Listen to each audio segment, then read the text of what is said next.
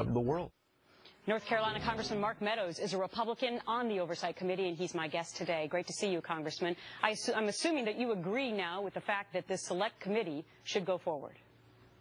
Well, certainly at this point, to have a real robust investigation that focuses just on Benghazi is really what we need to do. So I'm behind our leadership as they've made the call to vote for this select committee. What did you make of that interview that we just heard a snippet of with Brett Baer, the former NSA communications spokesperson? Tommy Vietor being relatively smug, admitting, though, that Obama was apparently not in the Situation Room when all this was going down in Benghazi. And you would say what to that?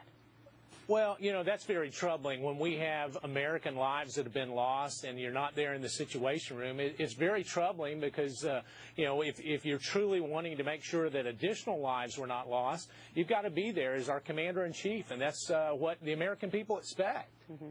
To me, it comes down to these two issues, which I'm assuming you hope will be answered with this select committee. Did anybody deliberately change the talking points? How far up did that go? Because we know now that there was that specific email from at least one person inside the White House.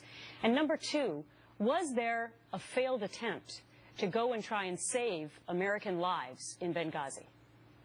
Well, it's those two questions as well as a number of others, Gretchen, that we've got to get to the bottom of, and that's why a select committee is so key at this point. But the other is that when you see an email surface, and we have Jay Carney saying, well, he's not so sure that it should have been released. Well, fortunately, the spokesman for the White House doesn't get to make that decision. We need to make sure that all the documents are released so the American people can get to the truth, and now is the time to do that. One other important thing, though, about the select committee is that you won't just have one person testifying one at a time. So, for example, you might have General Petraeus sitting next to former Secretary of State Clinton, correct? Well, and I think that's the key, is as we start to look at this, is bringing all the pieces together. We've had a number of hearings, both on foreign affairs and OGR and a lot of different committees. But what this does is brings it together, focus in, and brings justice. You know, that's what the American people want. We want justice, and now's the time to do that. Okay, so what do you see as far as timing? When is this going to happen?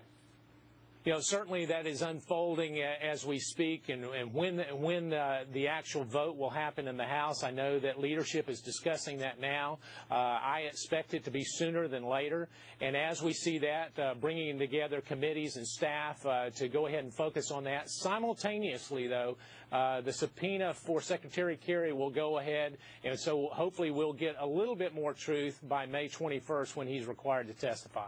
All right. Congressman Mark Meadows, North Carolina, thank you for your time today.